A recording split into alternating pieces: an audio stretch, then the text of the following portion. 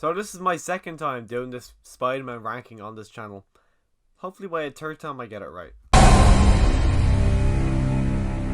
Hi, my name is Lushin Denner and I'm a huge Spidey fan, and because of that I wanted to update my ranking of the Spider-Man movies because that was the first video I did on YouTube, so I want to update it with the new release of Far From Home.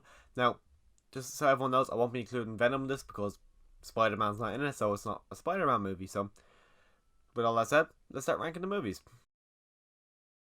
So surprisingly, coming in at number 8, I've actually have The Amazing Spider-Man, the first one.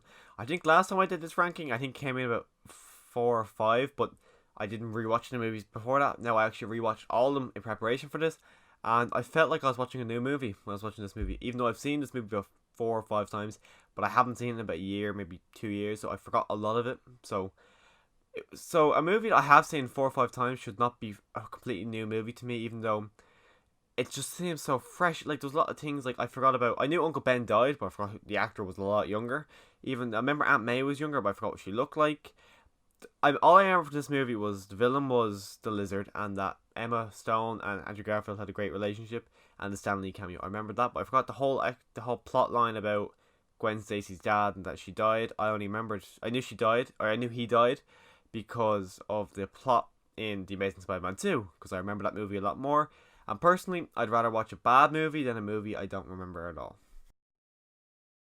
So next up on the list, we've got The Amazing Spider-Man 2. I actually bought the steelbook last month in preparation for this, and it's a nice steelbook. Look at that.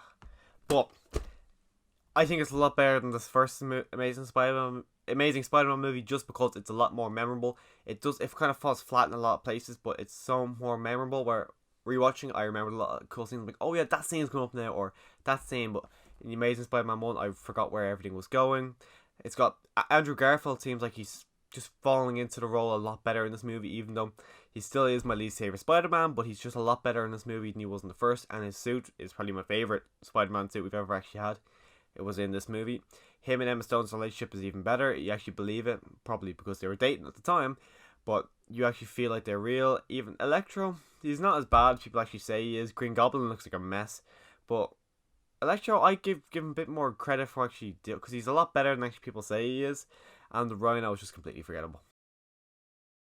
Now, this movie gets a lot of grief. I don't think it's as bad as people say it is. It's definitely the lowest on the trilogy, but in fairness, I think all these Spider-Man movies are watchable, and Venom, he's okay, he's kind of bad. I don't know why they thought hiring Eric Foreman from That 70s Show would be good as Venom, as this huge opposing character to Spider-Man. I'm pretty sure Tobey Maguire is actually taller than him, so I didn't understand why they thought that was a good idea. But J.K. Simmons is in this as J. Jonah Jameson, and he's always a delight to see. Now, before you actually dislike the video or leave a bad comment down below, I do really enjoy this movie. I just find there's a lot of plot elements that aren't as good, which makes it lower than all the other movies above this, which I think are even better. Like, I understand the whole performance issue Spider-Man's having, but I think it's a bit odd. And Doc Ock himself, he is just a man. He's getting beaten the crap out of by Spider-Man, which, if that was me, I'd be dead, so why isn't he not dying?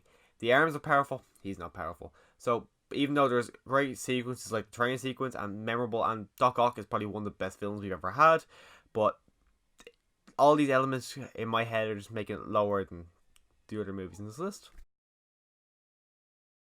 And the first Spider-Man movie we ever got is still one of the best, where this is where we see the full origin story of Spider-Man. We get to see him draw concept art for his actual costume. We get to see a wrestling fight. We get to see the best Uncle Ben dip we've seen. We've seen 2. This is the best one. We probably will never see it in the MCU, but who cares? But even Green Goblin, great. All the casting in this movie is great. It's very dated at this stage. Where I went back and watched them, even the special effects aren't good. Where you see the sequence where I think Mary Jane is up. It's like a balcony and it falls, and it just goes down, and you can tell it's on a set. And as well, there's a scene where her and Spider-Man are swinging through the wind. Her hair is going the opposite way from which way they're going. So there's a lot of elements which are bad, but overall, they're just set problems. But the story of this movie is great, and even the movie score was just, it's so iconic and memorable, and you could just put it on as you're walking somewhere, and it's just great. And next up, we've got the biggest surprise of 2018, in my own opinion, Spider-Man Into the Spider-Verse. I expected nothing from this movie, because the last Spider-Man movie they did was actually The Amazing Spider-Man 2. I'm like, oh, and it's animated, there's all different Spider-Mans. I'm like, this is going to be weird, I'm not going to enjoy it. I barely watched the trailers because I had that little interest in the movie, but then I went to see it. I think I gave it the weekend. I've heard good things. I'm like, oh, okay, people are saying it's good, I'll go see it. Same thing that happened with Bumblebee. People said it was good, I went to see it. And I loved this movie. I think I had it in my top 5 of last year. It's just amazing. From this new animation they just decided to create themselves. I think they're patenting it as well. And you got new great characters like Miles Morales, which we've never seen. Spider-Gwen, we've never seen. Even Spider-Ham, who's a great comedic character in the movie, where it's great. He feels like a Looney Tunes character so much, where they even have that's all folks at the end.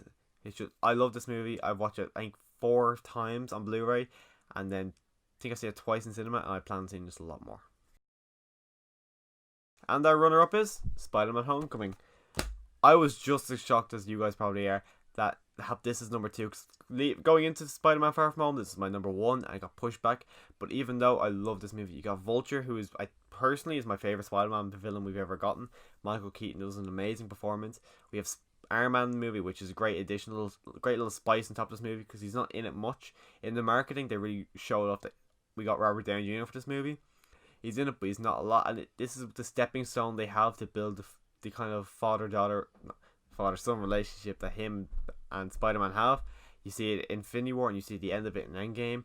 So this is where it started. It's great, and Spider-Man comes into his own. This is where we got people. As soon as Civil War happened, people were like, oh my god, Tom Holland's my favorite Spider-Man. This movie is where he became my favorite Spider-Man, and he stayed there ever since. Spider-Man Far From Home coming in first place really surprised me, because I actually forgot this movie was coming out. I knew it was coming out, but I forgot when it was coming out. So last week, and I'm like, oh yeah, there's a new Spider-Man movie this week. I got excited because I literally forgot there was a new movie. But after seeing it, I loved it. The start is not as good, but the second act is amazing. And Jake Gyllenhaal, amazing performance. Tom Holland he is Spider-Man for me. We get little Easter eggs of Tony Stark throughout the movie, which is always good. Like, I don't know if we'll see many of them in the third movie. The post-credit scenes, there's 2 of them, both amazing. And Happy Hogan's the best he's ever been. I love this movie. I can't wait to watch it again. I'm going to go see it. I was planning on seeing it tomorrow. It's not working out, so I don't know when I'll see it again. But I'm really looking forward to seeing it again. So it comes in number 1 for the moment. It probably will change. My mind changes all the time.